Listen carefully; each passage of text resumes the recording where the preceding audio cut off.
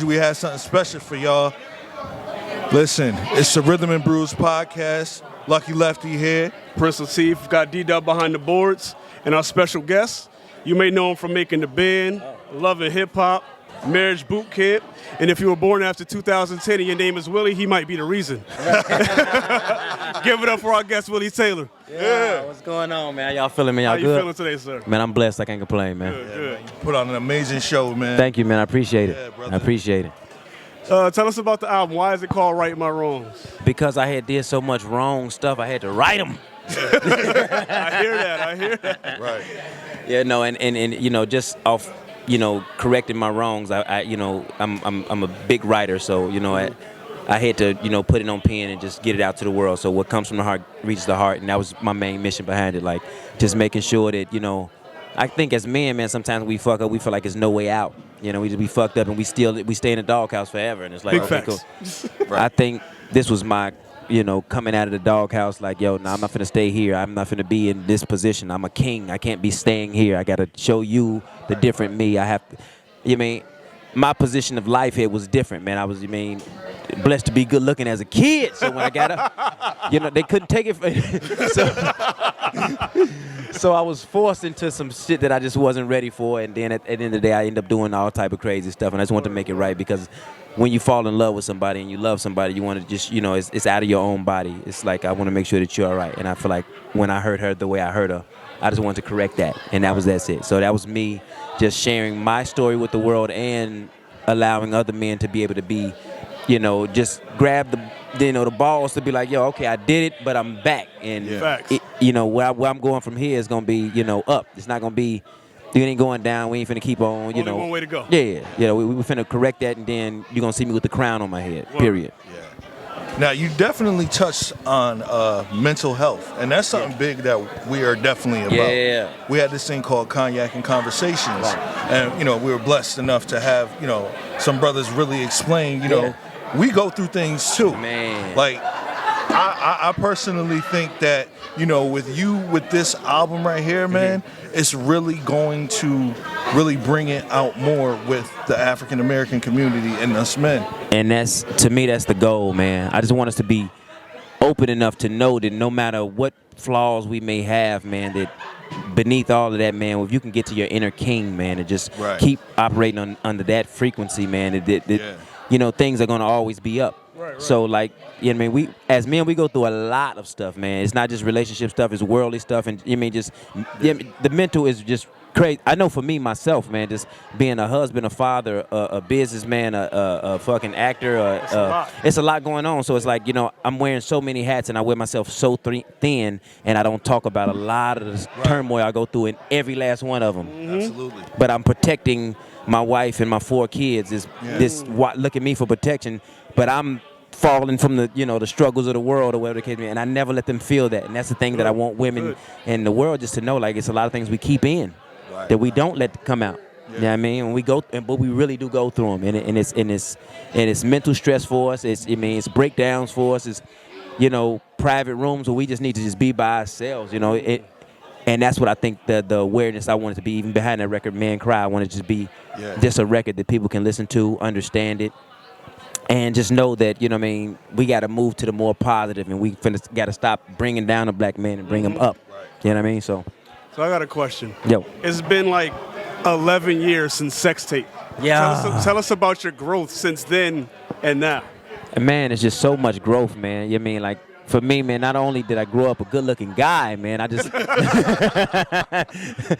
I had an extreme sex drive, man. So that was that was the younger me, and it was more, you know, just that's the state of mind I was in, man. I was just young, and I think nobody was probably as shocked to see me just go crazy the way I was doing, but you know, it was just a part of me, and it was just a part of me that had to die in order for me to soar and be who I am today. You know what I'm saying? So, and that's just what it was, man. And man, can't hide from it, can't run from it. It was me, and if the Lord didn't deliver me the way He did, you know. Yes, sir.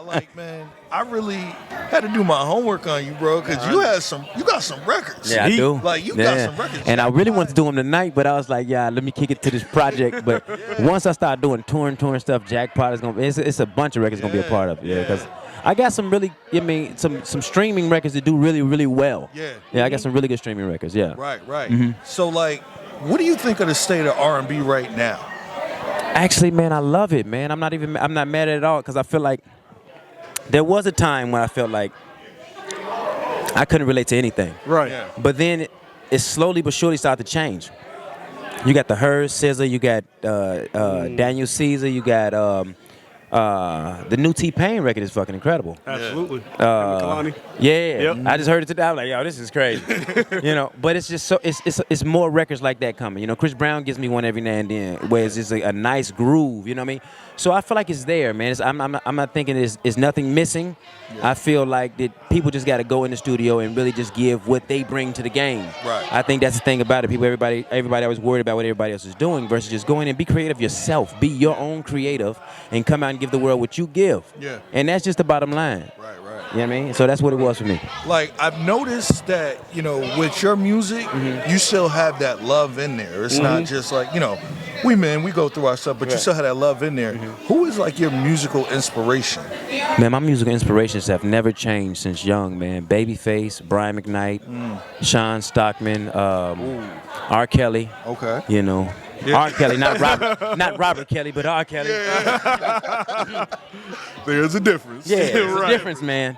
I can't give up that music. I can't. Now we heard that song, that FR Kelly FR song. Kelly. We like Yeah. that. We can relate to that. I like how you flipped it, right? At first I was like, yo, is Yeah, it? It is like, oh, okay, and then you understand, I get it. But R. Kelly was one of my favorite, but he still is one of my favorite artists, and it's actually me and my wife's favorite artist. So like, in the whole sense of that record, it was more so the concept behind it was just you being in a relationship with somebody else, and she ends up cheating with somebody else, and you walk in to see her doing whatever she's doing to R. Kelly records, which is your favorite songs, her favorite songs. Now you can no longer hear that song again because it reminds you of that moment. Man, listen. You know what I'm saying? So that's Listen, I'm glad your record wasn't out when I was going through what I was going through. You see what I'm saying? This is hell, man. Like, F. Willie Taylor. Coming back to Right My Wrongs, there's an interesting story behind the writing process. Tell the people about that. Well, what I did is I went to Bowie, Maryland, and I rented an Airbnb, and I flew 8 of my top writers, producers, engineers, and musicians out to one house, and we created this project under one roof. I just wanted to clear my mind. I didn't want to be in that. I mean, when I'm back home, I'm a father, I'm a husband. I get some work done, but I don't get as much as I should because everybody wants my portion. They're like, everybody wants their time. So I had to break up that time, like, I need a week out of here. I got to go and get everybody together. So I got everybody together. We all went under one roof. We had a counseling session with my counselor, Dr. Ish from WeTV.